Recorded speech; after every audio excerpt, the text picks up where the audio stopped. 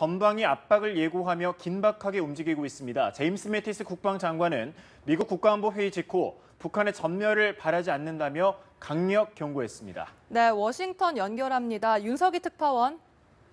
네, 워싱턴 DC입니다. 네, 제임스 매티스 미 국방장관이 북한을 향해 강력한 경고의 메시지를 보냈군요. 네, 그렇습니다. 제임스 매티스 미 국방부 장관은 북한의 6차 핵실험 강행과 관련해 우리는 북한의 전멸을 바라지 않는다며 강력히 경고했습니다.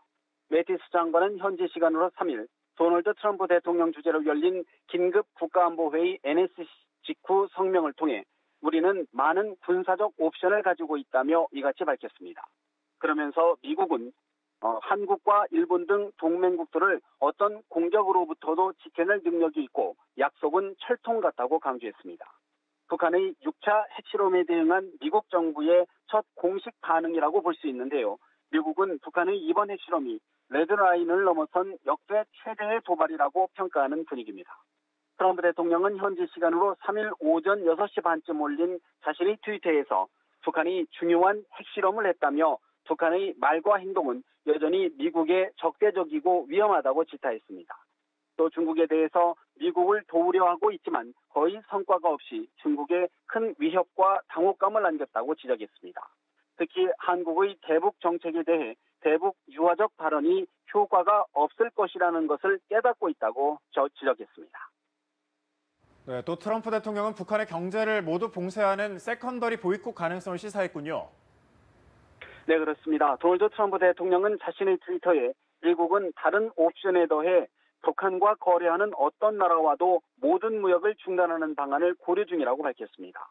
트럼프 대통령이 불법적인 거래는 물론 북한과의 합법적 거래까지 제재하는 세컨더리 보이콧을 예고한 것은 처음입니다. 앞서 스티브 무누신 미 재무장관도 폭스뉴스에 출연해 북한과의 경제적 단절을 위한 포괄적인 제재 방안을 대통령에게 전달하겠다고 밝혔는데요. 최후의 비군사적 카드로 여겨지는 세컨더리 보이콧을 실제 발동할 경우 그 파장은 가늠하기 힘들어 보입니다. 북한 대외 교육의 90%를 차지하는 중국을 직접 제재하게 되면서 미중 관계가 신냉전 양상으로 치달을 수 있기 때문입니다. 일각에서는 원유 공급 중단 등 중국의 대북 추가 제재를 강하게 압박하려는 의도일 수 있다는 해석도 나옵니다. 다만 북한이 사실상 레드라인을 넘어서면서 이란 계기에서 효과가 입증된 세컨더리 보이콧을 발동해야 한다는 미국 내 여론은 고조될 전망입니다. 트럼프 대통령이 앞서서 북한과의 대화는 답이 아니다라면서 강경 대응을 천명했는데 그렇다면 군사 옵션 가능성 어떻습니까? 네, 트럼프 대통령은 현지 시간으로 3일 정오쯤 일요일 교회 예배를 마치고 나오면서 북한의 핵도발에 군사적으로 응징할 계획이 있느냐는 취재진의 질문에 두고 보자며 군사 옵션 가능성을 배제하지 않았습니다. 북한의 6차 핵실험 직후 이루어진 아베 신조 일본 총리와의 전화 통화에서도 전례 없이 강력한 대북 압박을 가하기로 합의했습니다.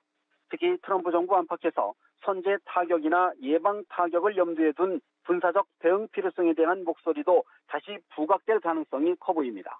트럼프 대통령은 앞서 북한이 미국 본토를 타격할 수 있는 대륙간 탄도미사일과 일본 상공을 가로지르는 중거리 미사일을 잇따라 발사하자 대화는 답이 아니라며 강경 대응을 천명했습니다.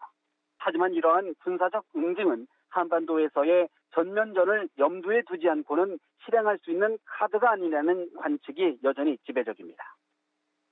예, 북핵 해법 마련이 쉽지 않은 상황인데 유엔 안보리 차원에서도 대응 논의가 진행된다고요?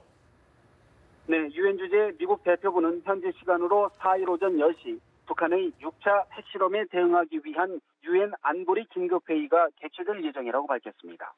이 대표부는 성명을 통해 니키 헤일리 유엔 주재 미국 대사가 한국과 일본, 프랑스, 영국 등과 함께 안보리 긴급회의 소집을 요청했다면서 이같이 전했습니다.